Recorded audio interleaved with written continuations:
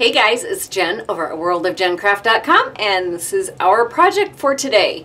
So I found the instructions for this really cute little slider box with a card that is attached to it. However, the instructions called for a 12 by 12 piece of paper, and all I have currently in my stock are 8.5 by 11. So I went ahead and figured out how to create this with an 8.5 by 11, and I thought it turned out so stinking adorable, and that panda is just darling. So let's get started, and I will show you the supplies that I used, and then we'll get to creating the project. I used the black baker's twine, the basic black, a basic black stamp pad, the archival, and the Party Pandas stamp set, which is in the Sale-A-Bration catalog that's coming up January 3rd. The layering squares framelits and the stitch shapes framelits. So once again, I do have a little packet here already made up of everything pre-scored and pre-cut.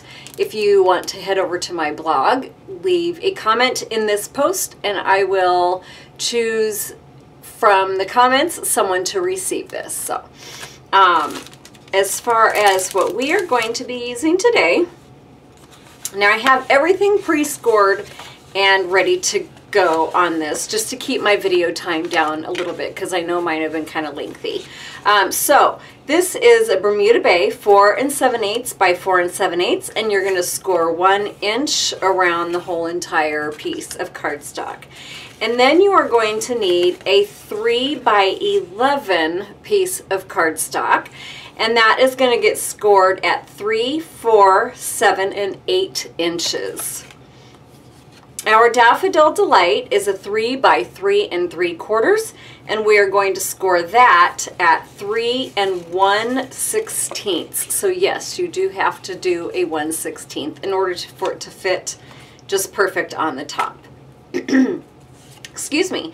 Calypso Coral is a 2 3/4 inch scalloped square, and then Whisper White is a 2 7/8 by 2 7/8 inch piece, a 2 3/4 inch scalloped square, and then I do have a scrap for stamping on that is going to be a 2 5/8 inch stitched square when we are done with it.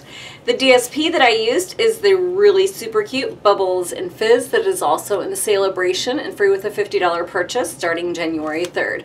This is a, what is this? Scrap that we're going to be stamping on. And then I have two pieces that are going to be 7/8 of an inch by 2 7/8, and then 7/8 of an inch by 2 3/4. So let's get started first by assembling our box. So I have everything pre-scored, like I said, and so all we're going to do is cut up here to this very first score line here, and then what I did is I cut at an angle on each of those just to make room for it all when we go to fold it together. Alright, so when you are done, it is going to look like this, so not much different from how it was. And then what you're going to do is you are going to put adhesive onto these pieces here. So I'm just using my Fast Fuse. You are going to want to use an adhesive that is tacky, more so, that's going to hold. So tear and tape, Fast Fuse will work, or like the red line tape that I also have. And so these are just going to come up here, and you're going to match all of your edges with this. And this is just going to make our little box, our slide-in box that goes into it. So that's going to come up like this. And that's our box. Not much to it. The next thing that we're going to do is we are going to take our Bermuda Bay, the one that we scored here at 3, 4, 7, and 8, and this is going to get all folded in. So you're going to fold it like this, and you're going to want your flap to come over to this side of it.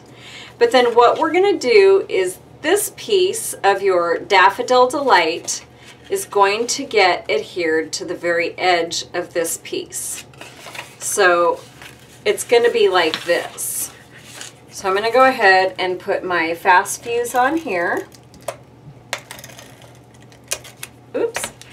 And then we're just going to adhere it as we had it.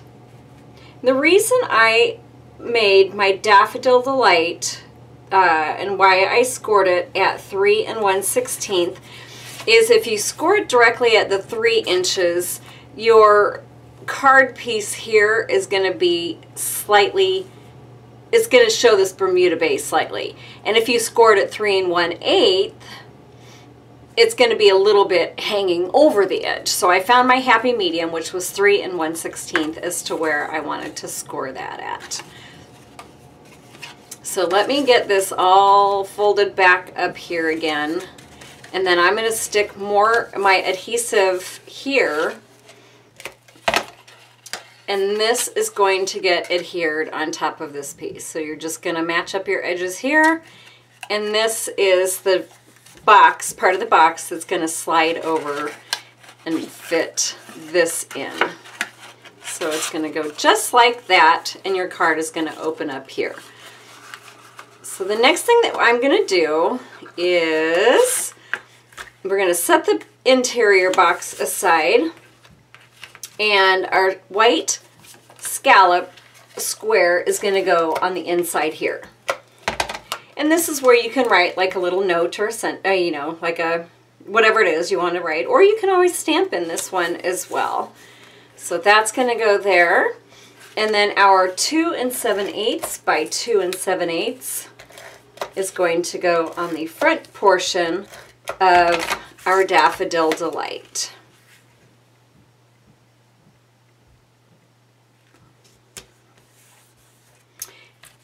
And our Calypso Coral Scallop Square is going to go on top of that.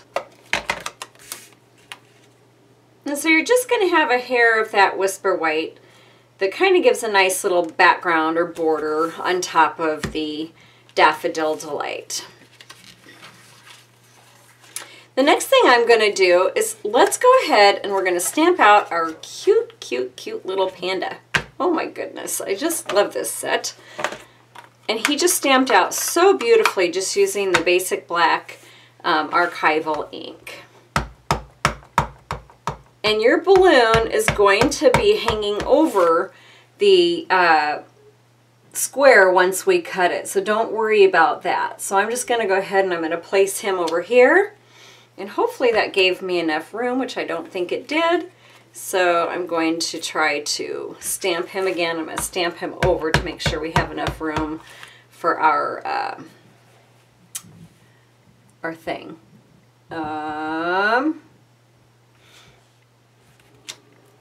Okay, that should give us enough room. So I'm going to grab out my handy dandy Big Shot and our stitched square, and I'm just going to line him up so he is more towards this corner and bottom edge of the side of the die. So this is what you're going to end up with. And then we are going to take our Happy Birthday in the same archival black ink. And that is going to get stamped up here in the corner. And I'm going to set this little guy aside for a minute so he can dry, because that archival ink, my pad is a little bit juicy right now because I had recently inked it with the re-inker.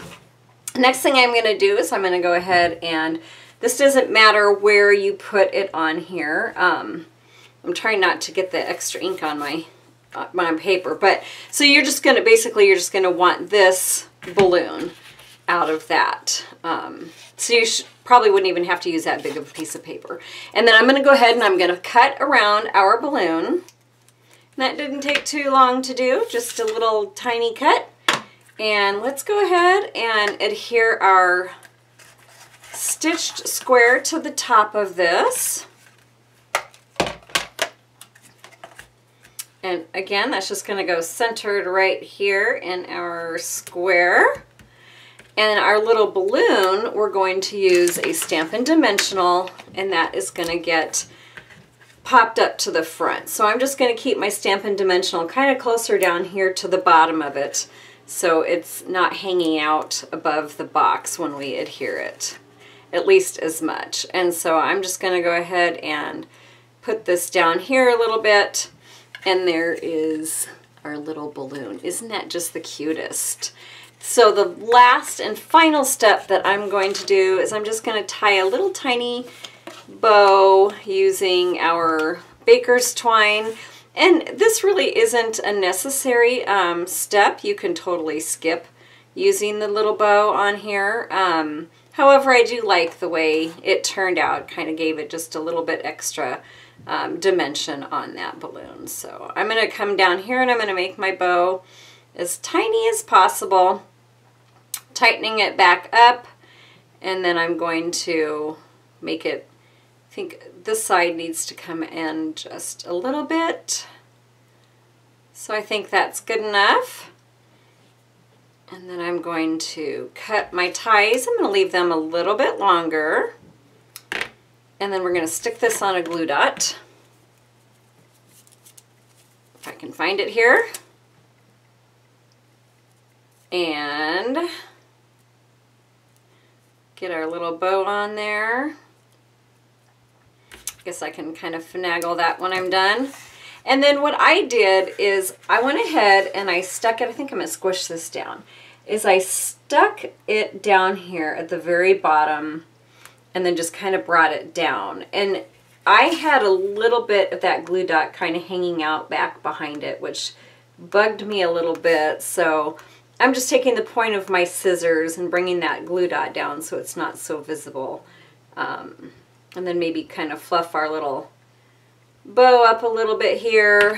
And this one is a little bit longer than I kind of wanted, so I'm just going to trim it down just a bit on both sides here. And of course I think that one might be a little bit shorter than the other one, so let's give it a little, oops, I'm totally off the camera. Sorry about that. Okay, so that's it.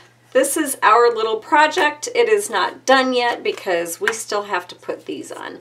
So I lied. Now our pieces, like I said, one is 7/8 by 2 3/4. So your 2 3/4 piece is going to go on this actual sleeve here.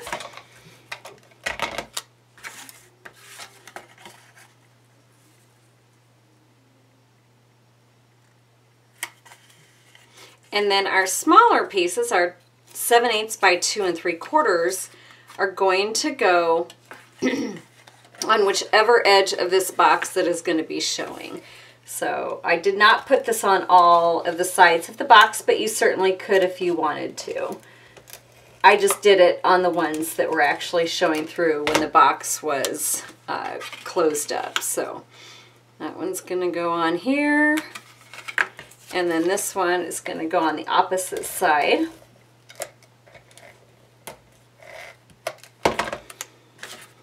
And now we are done. And you totally could leave the paper off. I just like the way the paper brightens it up and brings all of the colors together as a whole. So that is it. That is our completed box. Look at how stinking adorable that panda is. Oh, I just can't get over it. So this is it, once again, opened up. And then you could put quite a few little treats in here. It is 1 inch deep and about 2 7/8 inch, maybe 3 inches at the most on the inside. I think it's about 2 7/8. So thank you, thank you, thank you for watching. I really appreciate it. I will have dimensions and they can be dimensions and a printable downloadable supply list on my website worldofgencraft.com if you would like to hop on over there and download it. Thanks for watching again. I hope you guys have a wonderful day, and I will catch you later. Bye.